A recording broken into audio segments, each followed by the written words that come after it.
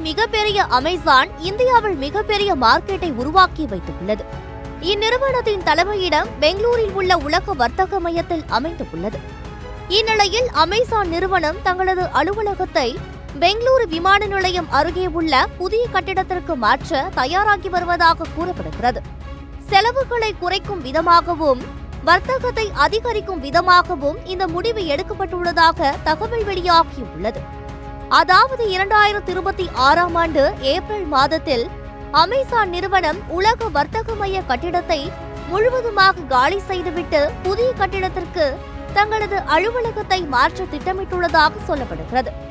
18 தளங்கள் கொண்ட உலக வர்த்தக மைய கட்டிடத்தை அமேசான் நிறுவனம் காலி செய்வதன் மூலம் அந்நிறுவனத்திற்கு மிகப்பெரிய நிதி நெருக்கடி ஏற்படலாம் என்று கூறப்படுகிறது.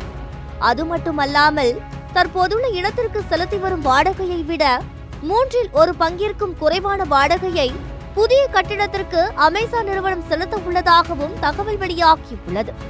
மேலும் இந்த புதிய வளாகம் பணியாளர்களின் ஒத்துழைப்பை மேம்படுத்துவதற்கும் அனுபவத்தை மேம்படுத்துவதற்குமான நவீன வசதிகளை கொண்டிருக்கலாம் என்றும் தெரிவிக்கப்பட்டுள்ளது. உலக வர்த்தக மைய கட்டிடத்திலிருந்து சுமார் 20 கிலோமீட்டர் தொலைவில் அமைந்துள்ள புதிய தளம் பல சவால்களை முன்வைக்கிறது. பெங்களூருவின் மோசமான போக்குவரத்து நெரிசல் காரணமாக விமான நிலையத்திற்கு பல மணி நேரம் பயணம் செய்யும் நிலை ஏற்பட்டுள்ளது. இதனால் அமேசான் நிறுவனத்தின் ஊழியர்கள் மிகவும் சிரமத்திற்கு ஆளாக்கப்படுகிறார்கள் என்று ஒரு தரப்பினர் கருத்து தெரிவித்து வருகின்றனர். கூடுதலாக புதிய அலுவலகத்திற்கு மெட்ரோ இணைப்பு இல்லாதது பணியாளர்களின் பயணத்தை மிகவும் கடினமாக்கலாம். இருப்பினும் எதிர்கால உள்கட்டமைப்பை மேம்படுத்துவதற்கான பல திட்டங்கள் தயார் நிலையில் உள்ளன. மேலும் விமான நிலையம் அருகே அமேசான் மட்டுமல்லாமல் உலகின் பல்வேறு முன்னணி நிறுவனங்கள் இடங்களை வாங்கியுள்ளதாகவும் தகவல் வெளியாகியுள்ளது. இந்த இடமாற்றம் பெங்களூரின் ரியல் எஸ்டேட் சந்தையில் மிகப்பெரிய தாக்கங்களை ஏற்படுத்தும் என எதிர்பார்க்கப்படுகிறது.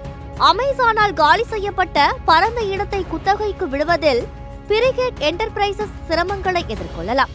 மேலும் இது அருகில் உள்ள குடியிருப்பு வாடகைகளுக்கான தேவையை குறைக்கும்.